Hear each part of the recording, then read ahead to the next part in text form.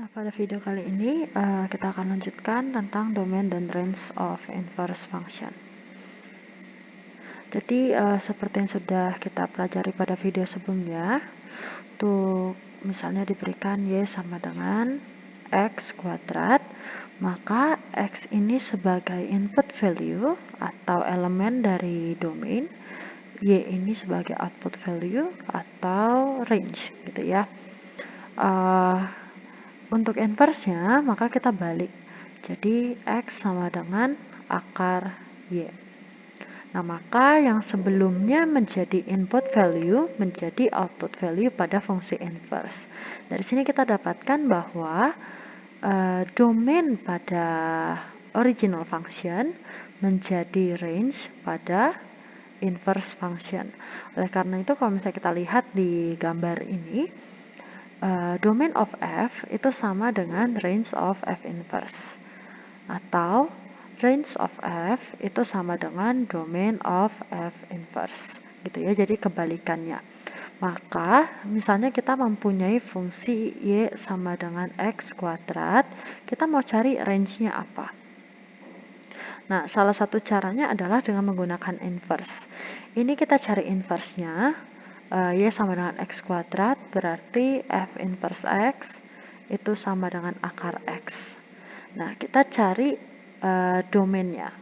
Karena range original function itu sama dengan domain inverse function. Jadi kalau kita mau mencari range sebuah fungsi, kita bisa inversekan dulu, kemudian kita cari domainnya. Domain dari inverse function-nya sama dengan range original function. Jadi kalau misalnya seperti ini, kita dapatkan domain f inverse x itu sama dengan adalah, bentar ya, tulisannya diperbaiki terlebih dahulu. Oke, berarti domain dari f inverse adalah x lebih dari sama dengan 0, karena ini adalah irrational function. Nah, maka range dari y, maka bisa kita tuliskan range f adalah x elemen real, di mana x lebih dari sama dengan 0. Jadi di sini x elemen realnya juga perlu dituliskan. Seperti itu. Jadi kita bisa menemukan range dengan menggunakan domain dari inverse function. Demikian juga kalau misalnya kita mau mencari range dari inverse function, kita bisa inversekan kembali.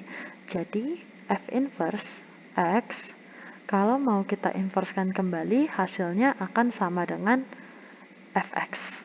Jadi f inverse x kalau kita inversekan kembali, hasilnya menjadi original function. Jadi kalau kita mau mencari range dari f inverse x, boleh kita inversekan kembali, kemudian kita cari domainnya, maka kita dapat range dari f inverse x.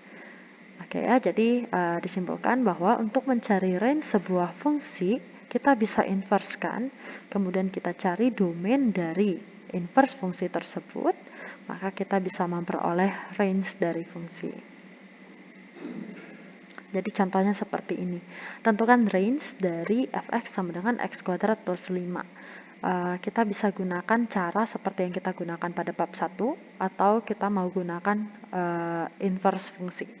Misalnya pada contoh ini kita selesaikan dengan menggunakan inverse fungsi. Berarti kita cari dulu inverse-nya.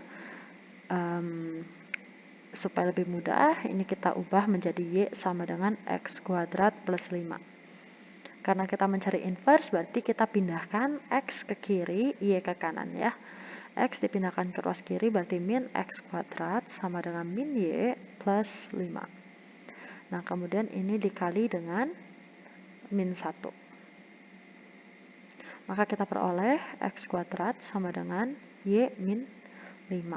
Karena ini masih ada kuadrat, maka kita akarkan x sama dengan akar y min 5.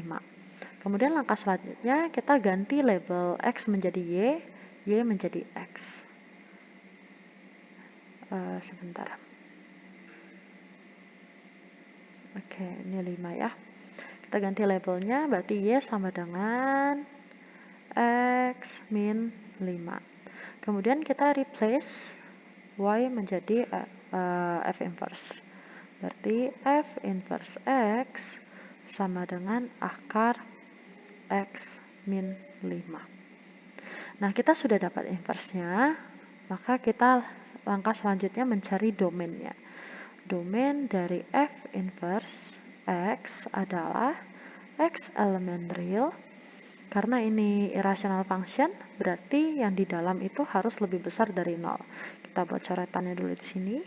X min 5 lebih dari sama dengan 0. Berarti X lebih dari sama dengan 5. Di sini X lebih dari sama dengan 5. Maka jawaban untuk menentukan range fungsi fx sama dengan x kuadrat plus 5 adalah Rf x elemen, fx. Kalau range berarti y ya. Kalau range berarti kita ganti dengan y. Y elemen real, di mana y lebih dari sama dengan 5. Disesuaikan dengan ini. Oke, demikian video untuk menentukan range dan domain pada inverse function. Selanjutnya kita akan lanjut di part yang keempat.